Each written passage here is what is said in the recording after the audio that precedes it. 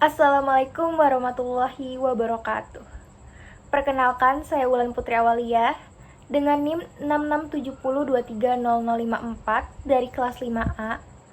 Di UTS Pemerintahan Desa kali ini, saya mengambil topik mengenai pemerintahan semu dan krisis demokrasi lokal dalam kasus penyalahgunaan dana desa di Pekon Sinar Jaya, Lampung. Oke, baik. Membahas mengenai latar belakang masalah dari kasus ini, yang pertama, kasus ini memiliki dugaan penggelapan dana sebesar 420 juta di Pekon Sinar Jaya pada Agustus tahun 2025. Nah, poin kedua, dana ini digunakan untuk kepentingan pribadi melalui markup dan laporan fiktif. Nah, lanjut yang poin ketiga, fenomena ini ternyata mencerminkan lemahnya tata kelola dan pengawasan dari dana desa tersebut. Sehingga penelitian ini relevan dibahas dengan teori pemerintahan semu dari Hanif Nurholis dan demokrasi desa dari Sutoro Eko.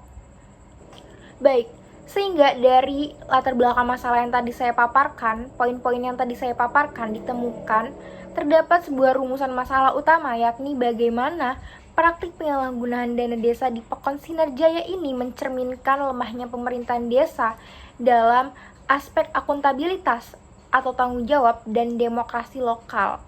Oke, dari latar belakang dan rumusan masalah yang tadi sudah dipaparkan sehingga ditemukan tujuan dan beberapa manfaat dari penelitian ini. Yang pertama, tujuan dari penelitian ini adalah menganalisis bentuk dan penyebab penyalahgunaan dana desa. Yang kedua, bisa menjelaskan hubungan antara lemahnya musyawarah warga dan penyimpanan anggaran.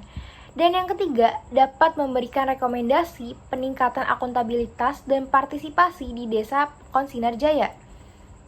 Sehingga manfaat dari penelitian ini, yang pertama, secara akademik, kita dapat memperkuat kajian teori pemerintahan desa.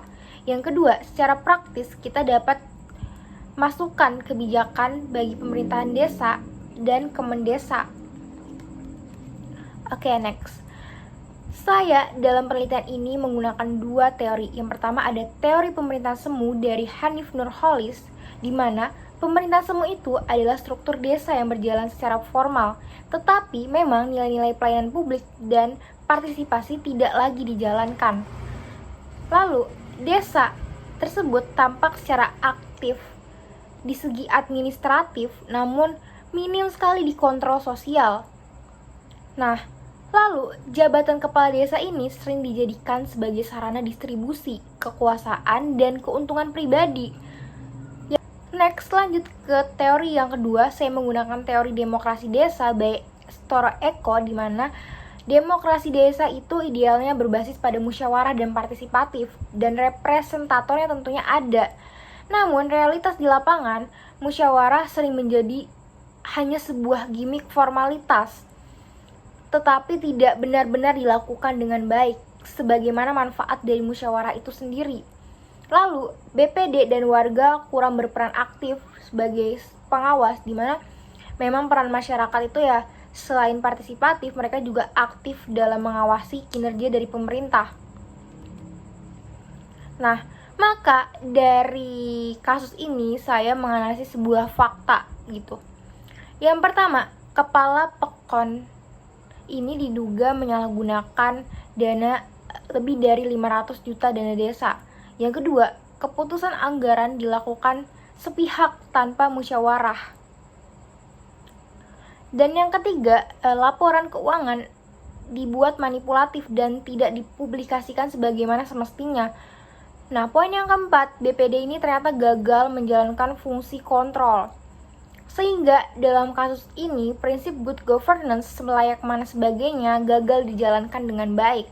Kepala desa memegang seluruh kendali anggaran, sedangkan lembaga pengawas dan masyarakat itu pasif.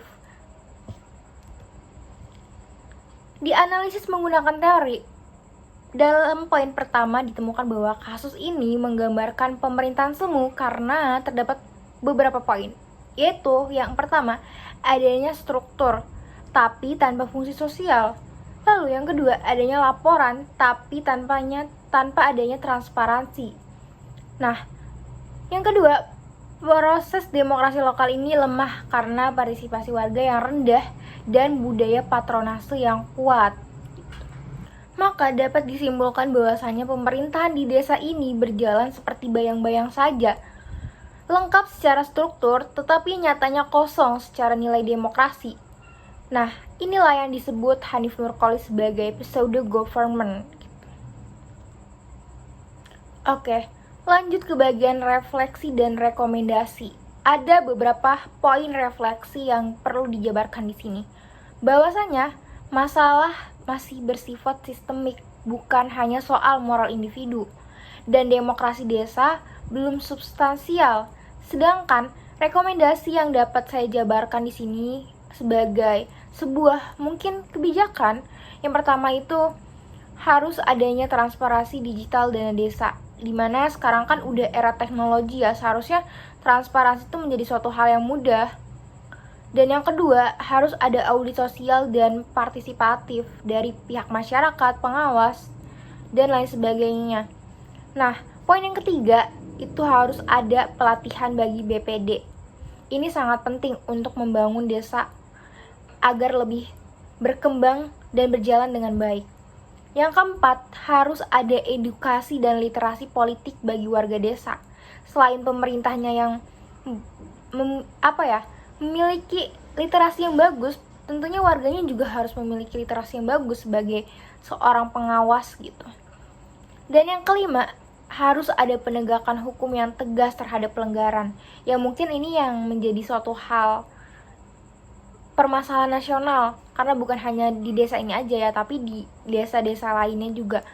Tentunya penegakan hukum selalu menjadi hal yang cukup krusial dan selalu dicaci maki di Indonesia gitu, karena kurangnya penegakan hukum yang baik.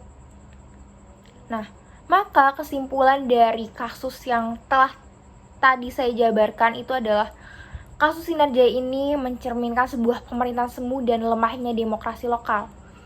Akibatnya, akuntabilitas hilang dan pembangunan desa menjadi tidak lagi berkelanjutan. Keberhasilan dana desa tidak hanya bergantung pada jumlahnya anggaran, tetapi harus pada kualitas tata kelola dan kesadaran demokrasi di tingkat desa. Sedangkan di sini masih belum ada. Lalu bagaimana?